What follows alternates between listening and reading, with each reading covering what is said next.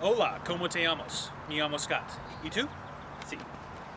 No habla español. Hey Fansplash fans, what's going on? This is Jesse Swift. I almost said Jesse Fox. That would be new. I was adopted recently. Jesse Swift, Scott Fox, and this will be Swift and Fox Movie Talks. That's right. That's a new thing that we're hoping to establish here on the Fansplash Network. We are currently here in Issaquah at what would look like Poo-Poo Point if there weren't clouds. About to hike, and yes, you heard that. That is Poop Points. Like a poo-poo platter. Correct. Poo-poo points. Who ordered the Poo-Poo platter? I know what that's from, but I can't think of it. I don't care. Bug's Life. A Bug's Life, because I'm a child at heart. Great pull. And speaking of child at heart and nostalgia and all things like that, the whole purpose of this hike, aside from getting burning thighs and calves, which is always a good time, Exercise is always good. is we are going to be reflecting upon our opinions on movies, films, and the like, talking about some of our favorites, talking about movie scores, actors, fan castings, anything that you can think of that falls under the movie branch or category, we will be discussing upon our venture. Hopefully this is the first of many of these. Just want to bring something unique to the channel, and hope you guys enjoy it. So stay tuned, and you stay classy. May the film be with you. There you go. May the film be with you. All right. Well, this may surprise some of the Fansplash people, but I was born.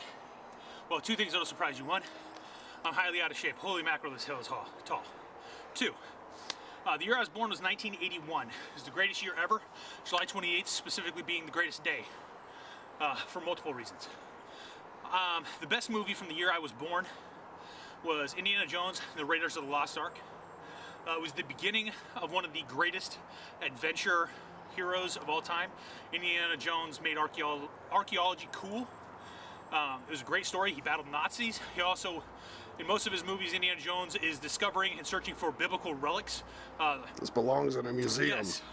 And the Raiders of the Lost Ark, it's the Ark of the Covenant. It's the religious stones from the tribe in India and Temple of Doom. And then you have the Cross of Coronado and the Holy Grail in Last Crusades. Indiana Jones and the Raiders of the Lost Ark began that whole thing. We're not going to talk about Kingdom of the Crystal Skull because there's only three of them. But Indiana Jones and the Raiders of the Lost Ark, best movie from the year I was born, hands down. Well said. All right. Well, Scott, to hurt your pride and age, I was born in 1993, and undisputably the greatest movie to come out that year was Super Mario Brothers. With John Leguizamo. Thank you. And Bob Hoskins as Mario. That's the one. And Mario and Luigi. Yoshi, and you had Dennis Hopper. Yep, as Bowser. That's Koopa. right. Anyways, no. Jurassic Park is hands down the greatest film to come out in 1993, if not the 90s entirely. Jurassic Park, still the best movie in the franchise. I didn't realize until a couple years ago that was actually a 93 film, but it just holds up. The practical effects holds up, the imagination, the thrill ride, the cast. Everyone remembers Dr. Ian Malcolm. Jeff Goldblum, you think Jeff Goldblum, you think Jurassic Park. And a couple other things, but mainly Jurassic Park. And it's the reason why I try holding these new ones to such a high bar, is because it was set in the 90s and they have not gotten close yet. So Jurassic Park, 1993. If you haven't seen it, go see it. If you have seen it, of course, go watch it again. To add in with that real quick for you, Jesse, I watched that 3 days ago.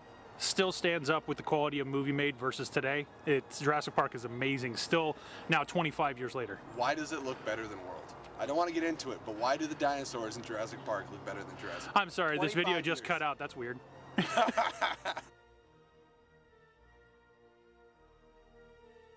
All right, so this is one that I've thought about since the second I read it. It is a one-off graphic novel, and it is called Nemesis. Have you heard of it, Fox? No, I have not. Okay, Nemesis. Think if you had Batman, but he had the mentality of the Joker. You have a sick, twisted, demented billionaire with all the toys that Batman has that just wants to murder people for fun because he's insane.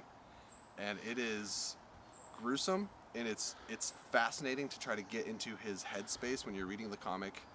And it's something that you don't have to make sequels off of. You just adapt the comic as it is. If anything, there's room to add to, because it's not that long. You could add all kinds of things to make it like an hour, 45-minute movie. I want that. There's something about it that was so visually striking. As violent as the character is, he wears all white. It's almost like a white Batman costume with a white cape. His car's all white, so whenever there's blood or anything like that, it shows on everything. And it just creates a really an image that you can't get out of your head. This might make me seem sick, twisted, or demented, but Nemesis. Look it up if you haven't. I believe it's actually considered a Marvel comic. It's just not in the Marvel universe. It's more fringe. All right. Nemesis. Well, this one has been adapted to the screen. However, only as part of a larger group in the movie Watchmen, which by Zack Snyder. I absolutely love that movie, and the character of Rorschach kind of takes a lot of the lead role in that. However, I would love to see an independent Rorschach movie. He is a fantastic character, one of the better characters in the entire comic book. Great detective, very smart, plus uses his abilities to extrapolate information from anybody. Rorschach is a great character, has a lot of good backstory via the comics, but we've only seen him as the part of the whole with the Watchmen, and while he did take a bit of the key role in interweaving the story in that movie, I would love to see an independent standalone movie with Rorschach and with the same actor from the Watchmen. He was fantastic playing that part. But that would be a character I would like to see developed a little bit more and even have his own story. Even though he's part of the Watchmen, Rorschach was fantastic. So I would say Rorschach. I would add on to that with just, we know how his story ends, and I think there's a lot of things to fill in before that time, and I think he's one of the only Watchmen that remained active during like the whole... Yes, everyone else went out to do their own things, and he kept working. So Rorschach would be great.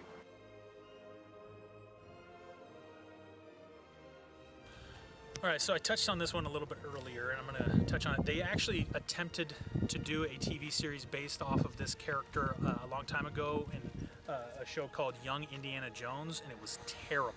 Okay, Indiana Jones as a character and as a hero deserves a reboot or at least a miniseries that would be in a TV premise of a younger Indiana Jones, or maybe fill in some of the adventure gaps between all the things. He has recovered a mountain of artifacts in his life, and his story, his character is incredibly entertaining. It's an in-depth one. They've done great with the movies, and instead of continuing to drag out Harrison Ford, whom I love, to reboot or to continue to build on this franchise, I think showing some of the younger Indiana Jones properly done with good stories would be beneficial, because the first attempt they gave at it with young Indiana Jones was not worthwhile. It didn't do any justice to the actual character or to Harrison Ford.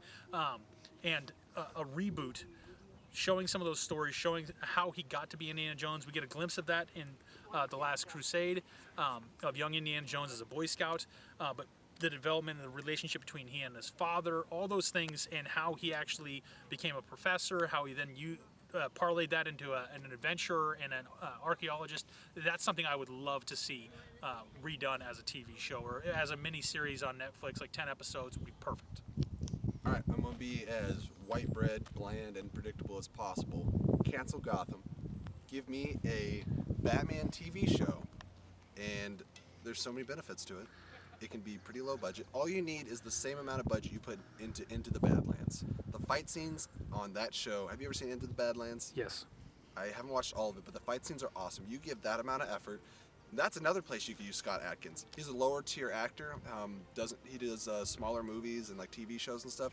Put him in a Batman TV show so we can at least get the fight choreography right, and then follow so many stories. You could have, like they do with The Flash, one story stretch over the span of an entire season, like a Long Halloween or something like that, or do something that's inspired by Arkham Asylum. There's too many stories to try to be contained and crammed and forced into these Batman movies, and I think he lends himself to TV more than anybody. I don't want a Superman show, that won't work. Flash is pushing it, they run out of ideas. You can't run out of ideas for Batman, because you can be entertained watching Batman take out criminals. They don't have to be the Jokers and the Penguins. They could be rapists, they could be sex traffickers, or you could just do something more internal with Alfred, or something about the lineage of the Wayne family. Follow that, have them figuring that out like they've done with the Telltale games. There's a million things you could do with a Batman show. I would rather watch 10 seasons of Batman than see a Batman movie. That is all, thank you. Scott Adkins, just to add to that, would be a perfect physical presence for Batman. Scott Adkins can pull off all the fight sequences, physically has the size, strength to be able to do it. Good call.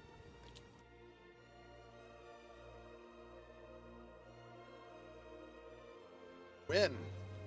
Well, it's recent, and if you're my friend, you've probably heard it from me. Shape of Water is not only not good, it is atrocious.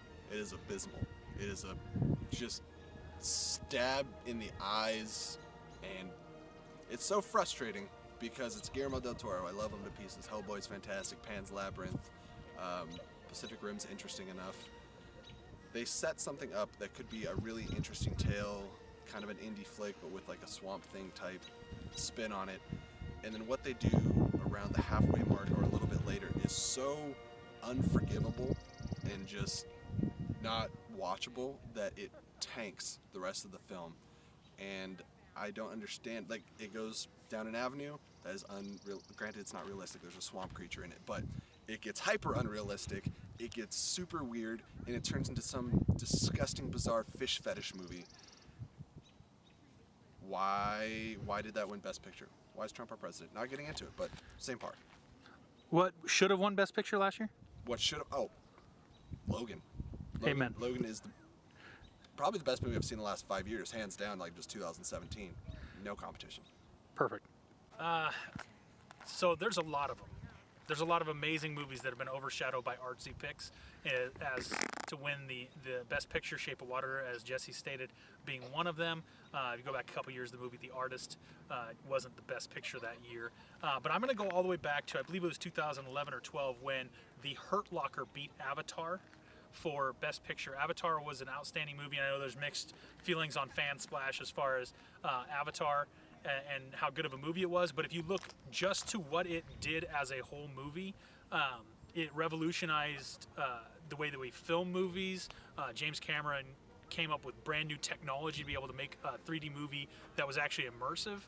The story actually was good. It might have been a little bit long of a movie, and I'm not going to argue that point, but it lost to Hurt Locker, which did absolutely nothing, and also all it is an intense movie. It's not a great movie.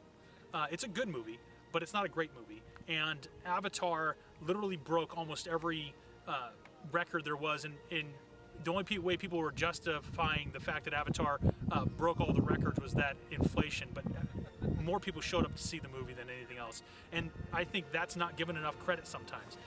Kind of like next year, I'm sure Infinity War won't win Best Picture, even though it will be the most seen movie of the entire year. But they'll pick an artsy flick for it. And sometimes there's too much credit given to artsy movies or things that maybe set a tone or do that, and they're not good. Yeah. So Get Out was overrated. What? Get Out. Get Out. Get Out is a good movie, not great. Shape of Water, good movie, not great. Hurt Locker, good movie, not great. And James Cameron, that movie, Avatar, swept every category that year, and then suddenly when it came down to Best Picture and Director, Kathleen Kennedy and Hurt Locker took out James Cameron and Avatar, yet Avatar was the best in every other category. It just doesn't really make a lot of sense. So I would say that Avatar being overshadowed by Hurt Locker was overrated. It wasn't as good as people said.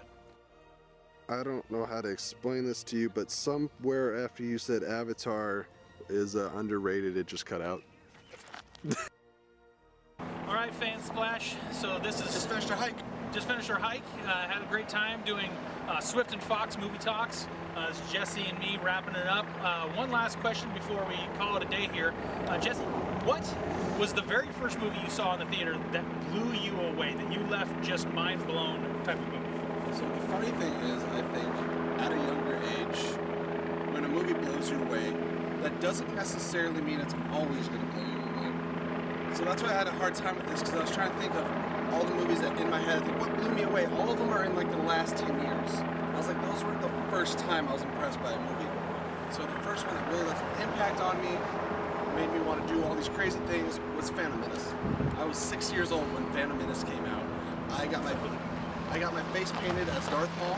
Me and my brother tried to figure out how to build a pod racer out of like garbage cans, logs, some random power cables. It was interesting. We put an engine block on there. I made dual lightsabers out of PVC pipe, and we electric taped the middle of it, and we would have PVC pipes. I got cut because one of them broke and just, you know. So Phantom Menace had an impact. Okay. I have two, and I know that's cheating. You talked about one of them earlier. I would say I was 12 years old. 12 years old when Jurassic Park came out, 1993. Blew me away. I loved dinosaurs as a kid. I was an archaeologist kind of kid. I loved studying dinosaurs, science, all that stuff. That movie blew me away. Left me. The second you get done seeing Jurassic Park, you want to go see Jurassic Park. It was that good. And then the second one, I was 18 years old when The Matrix came out. And special effects-wise, story-wise, everything that did, it revolutionized movies and how they do special effects. 1999.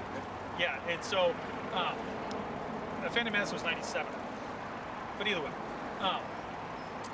the Matrix was fantastic in the way that it told the story. And I didn't even want to see the movie when I first saw the trailer. And then the very first TV spot did nothing for me. But then, like halfway through the build-up for it, they released a teaser. That said, "Are you saying I can?" Keanu Reeves' line was, "Are you saying I can dodge bullets?" And Morpheus' line return was, "I'm saying that when you're ready, you won't have to." And that was like, now I have to see this movie, and it delivered on every level. And at the very end of it, when he flies away, it left me wanting to see how I needed more of that movie immediately, and it took a couple years. Now, we're not going to talk about what happened in Reloaded and Revolution, but the first Matrix movie was mind-blowing and amazing, and Jurassic Park, special effects, practical effects, and just story, the music. I know you love the Jurassic Park score. Everything about Jurassic Park and The Matrix was amazing. And the soundtrack to The Matrix is unbelievably good. So it's one of the best sci-fi films that's ever been made. So those are mine. That is absolutely fair. So thank you for joining us. This was an experiment. Hopefully we do more of them. I had a really great time. Same here. I am highly out of shape. That hill was really hard, and people were running past us uphill, which... Doing round twos. Yeah, that's depressing. My calves are like locking up as I'm standing here. I'm not sure I'm going to be able to walk away. So. All right, so with that, may the film be with you. We'll see you guys on the next podcast or Swift and Fox Movie Talks. I gotta figure that out if I'm gonna keep saying it. Swift and Fox Movie Talks. It's stuck now. That's the thing. That's what it is. Peace. And cut. scene. Right.